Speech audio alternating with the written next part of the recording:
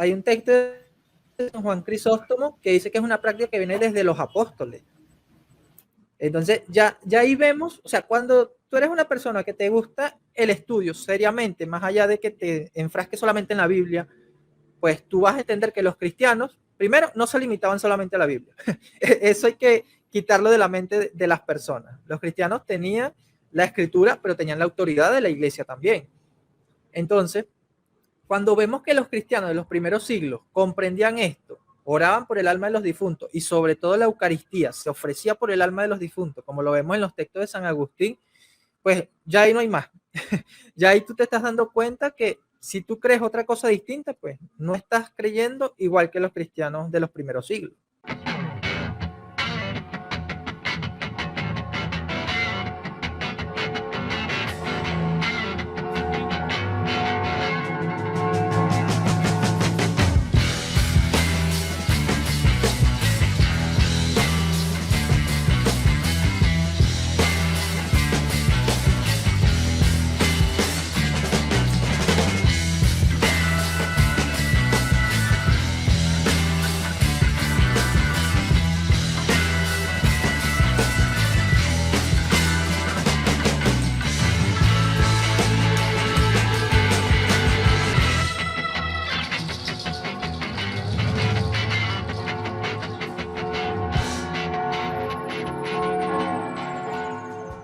Mi hermano, si hoy llegara la misma persona que a Richbel Meléndez le preguntó que por qué nosotros le rezamos a los difuntos, el tema del purgatorio, esto, hoy Richbel Meléndez, ¿cómo responde a esa duda o esa objeción del purgatorio?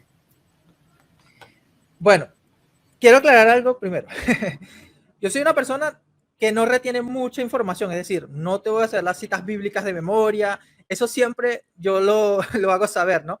Pero te puedo dar a entender por medio de la enseñanza de la escritura, te puedo decir en qué libro puede estar, pero exactamente el texto, pues eso sí me ha costado, ¿no? En eso he batallado mucho, sí recuerdo algunos textos, no todos, pero con el tema del purgatorio, digamos que el primero es el sentido común, el sentido común, ¿no?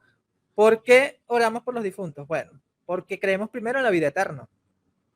Creemos primero que existe la vida eterna. Y bueno, aquí partimos también por lo que nos enseña el catecismo. Porque aunque los hermanos separados no crean en el catecismo ayuda a comprender también, digamos, lo que sería el purgatorio, el por qué orar por los difuntos. Tenemos el hecho de que cuando una persona fallece, tiene tres destinos: el infierno, el cielo o el purgatorio. Del infierno nadie puede tener dudas, a menos que sea testigo de Jehová o adventista, que son los que niegan la existencia del infierno. Sí, por eso mismo se ha difundido mucho los errores y bueno, hay que ir aclarando eso. Pero el infierno, bueno, es el castigo eterno, ¿no? Es ese castigo eterno que bueno, sufrirán aquellos que desobedecen a Dios, que mueran en pecado mortal, ¿no? El destino de los que mueran en gracia de Dios, pues sería el cielo. Pero hay una parte intermedia allí. Y yo siempre pongo el siguiente ejemplo. Digamos que una persona fue muy buena en su vida, ¿no? No robó, no mató, vivió siempre agradando a Dios. Pero resulta que un día X, ¿no? Esa persona se le presenta un problema grave y esa persona tiene que robar. Toda su vida fue buena o vivió haciendo lo que a Dios le agradaba. Pero un día antes de morir tuvo que robar, lamentablemente. Vino el día siguiente, lo atropelló un auto, falleció. Esa persona va al cielo, va al infierno. Cuando hago esta pregunta, las personas dirán, bueno, si robó, entonces va al infierno. Ya va, pero es que Dios acaso no va a ver todo lo que hizo en vida los años anteriores, nada más por esa parte de que pecó allí el día anterior, merece el infierno. No, entonces merece el cielo. Ah, pero ya va, pero es que en el cielo no entra nada manchado, o sea, no entra nada con pecado. De acuerdo a la historia, esa persona vivió toda su vida agradando a Dios, pero justo un día antes de morir cometió un pecado mortal que fue robar. por decir, ¿no? Puede ser cualquier otro pecado, pero cometió ese pecado y al día siguiente falleció. No le dio oportunidad de arrepentirse, o sea, no sabemos qué pasó con esa persona. Se pregunta, ¿esa persona va al infierno o va al cielo? Aquellos que dirán, va al infierno. ¿Por qué? Porque cometió un pecado antes de morir. Pero ya va, pero Dios es justo. ¿Acaso no va a ver todo lo que vivió antes? O sea, toda su vida anterior. Dios también considera ello. No, entonces va al cielo. Pero ya va, pero es que murió en pecado también. ¿Cómo va a ir al cielo? O sea, ahí la persona entra como que, no sé si va al infierno, no sé si va al cielo. Ah, pero es que la Biblia te enseña que esas personas van a un estado intermedio, un estado donde están las almas imperfectamente purificadas, ¿no? Y ese estado es el que se le conoce como purgatorio. Y ahí viene la cuestión de por qué oramos por los difuntos. O sea, entra la misma enseñanza. O sea, vamos a orar por alguien que está en el infierno. No, porque de nada le sirve, ya está condenado. Vamos a orar por alguien que está en el cielo. ¿Para qué si esa persona ya está en la presencia de Dios? Se ora por aquellos que necesitan de nuestras oraciones. ¿Y quiénes son esas personas? Las que están en el purgatorio. O sea, ahí hablando un poco de lo que sería usar la lógica para comprender esto. Ahora bien, en la parte bíblica podemos irnos a 1 Corintios 3:15, ¿no? De ese fuego purificador que nos habla San Pablo. Podemos leerlo para que sea más visual, ¿no? Sí. ¿Qué nos dice 1 Corintios 3:15? Nos dice, pero si la obra se convierte en cenizas, el obrero tendrá que pagar. Se salvará, pero como a través del fuego. O sea, se usa la imagen del fuego para hablar de esa purificación que necesita la persona para salvarse. Ahora, hay que aclarar algo también. Esa persona que está en el purgatorio no es que si sale del purgatorio puede irse o al infierno o al cielo. No, esa persona si sale del purgatorio inmediatamente va al cielo. En el purgatorio está purificándose. O sea, eso es lo que significa la palabra purgatorio. Purificación. ¿De qué se está purificando? Bueno, de esas penas que quedaron de los pecados que cometió cuando estuvo en vida. Y podemos ver también en 2 de Macabeos 12, 43, 45, ¿no? Un texto que, bueno, los hermanos separados no van a aceptar, pero es un texto inspirado por Dios. Y es más, lo podemos considerar hasta un texto histórico para los judíos, sin necesidad de que sea un texto canónico, ¿no? Y claro, esto lleva a otro punto, que si lo vemos como un texto histórico, ya vemos que es una práctica que viene del judaísmo, no viene solamente del cristianismo. Y es allí donde también eso me ayudó mucho, ¿no? Porque sabemos que la fe cristiana viene del judaísmo. Entonces, al hablar del purgatorio, no estamos hablando de algo que inventó la iglesia como tal, no, es algo que ya tiene sus raíces dentro del judaísmo. Por eso vemos que los judíos también rezan por el alma de los difuntos, ¿no? Este es una práctica, ahora no recuerdo el nombre, pero que practican los judíos también. Por eso yo tengo un artículo que se titula El purgatorio, práctica judeocristiana.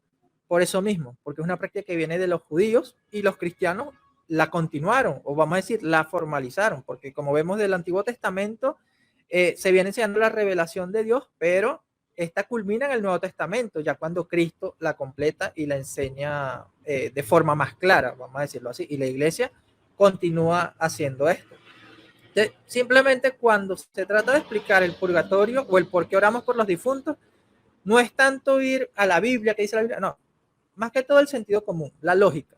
Y esto lo aprendí yo del hermano Frank Morera, ¿no? Que él dice que el sentido común es el menos común de los sentidos, pero es el que hay que usar para entenderlo. Es el que hay que usar para, primero, antes de entrar a la Biblia, vamos a ver primero cuál es la lógica, cuál es el sentido de esto. El mismo Jesús lo utilizaba mucho. Las Exacto. parábolas que son ejemplos de sentido común para que los que están escuchando pudieran entenderlo. Claro, había muchos que no entendían ni siquiera el tema de las parábolas, pero él utilizaba mucho el sentido común. Así que es una muy buena forma de iniciar un ejemplo para que la persona que no lo comprende pueda entenderlo con lo que normalmente si es de suyo, y ya luego ahí sí entra pues como al tema bíblico, así como estás haciendo, y explicarlo incluso hasta con el contexto histórico, porque claro, si los judíos tenían esta práctica, por más que para un protestante no, Macabeos no sea un texto canónico, de todas maneras tienen que aceptar que dentro de la historia es una práctica judía, entonces... Sí, confirmada por los cristianos en la patrística, ¿no? Que fueron los padres de la iglesia. Exacto. Hay un texto de San Juan Crisóstomo que dice que es una práctica que viene desde los apóstoles. Entonces, ya ahí vemos, o sea, cuando tú eres una persona que te gusta el estudio seriamente, más allá de que te enfrasques solamente en la Biblia, pues tú vas a entender que los cristianos, primero, no se limitaban solamente a la Biblia. Eso hay que quitarlo de la mente de las personas. Los cristianos tenían la escritura, pero tenían la autoridad de la iglesia también. Entonces, cuando vemos que los cristianos de los primeros siglos comprendían esto, oraban por el alma de los difuntos y sobre todo la Eucaristía se ofrecía por el alma de los difuntos, como lo vemos en los textos de San Agustín, pues ya ahí no hay más. Ya ahí tú te estás dando cuenta que si tú crees otra cosa distinta, pues no estás creyendo igual que los cristianos de los primeros siglos. Ah, bueno, mi hermano, no, me parece excelente.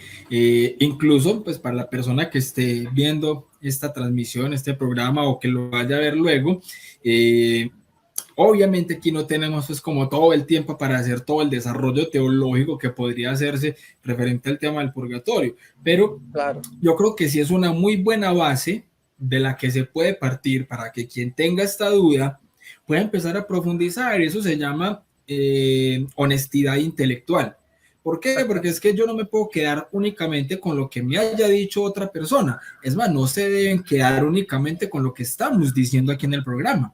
Hay que ir a profundizar. No puede uno tragar entero, hay que masticar lo que me están diciendo. Y aquí entonces ya se está tomando el tema desde el sentido común, se está tomando desde la Biblia, se puede entrar a revisar algo muy importante que a la gente se le olvida, y es que tratan de entender que la Iglesia Católica enseña lo que otro me dijo que enseña. No, vamos a la fuente. ¿Qué dice la Iglesia Católica? Pues si yo voy al manual oficial de doctrina que tiene la Iglesia Católica, que es el catecismo de la Iglesia Católica, pues ahí me doy cuenta de lo que sí enseña la Iglesia Católica, no lo que otro me dijo, lo que el más allá me dijo, lo que incluso me lo puede haber dicho un sacerdote y puede estar diciendo lo contrario a lo que está puesto allí. Entonces, que el catecismo es palabra de Dios, lo están comparando con la Biblia. No, es que el catecismo nos lleva a las citas bíblicas para entender realmente el contexto de lo que se me está hablando. Entonces, ahí es donde vamos a poder comprender eso. Entonces, es como la primera invitación a que si la duda que de pronto pueden tener en este momento, sea usted que está viendo el programa o un familiar o un amigo, pues dele las primeras bases y que no se quede solamente con un pedacito de la historia, que vaya y profundice, y dentro de todo ese contexto inevitablemente se va a topar con una doctrina que se practica y que se tiene claridad de ella desde los primeros siglos y incluso desde los mismos apóstoles.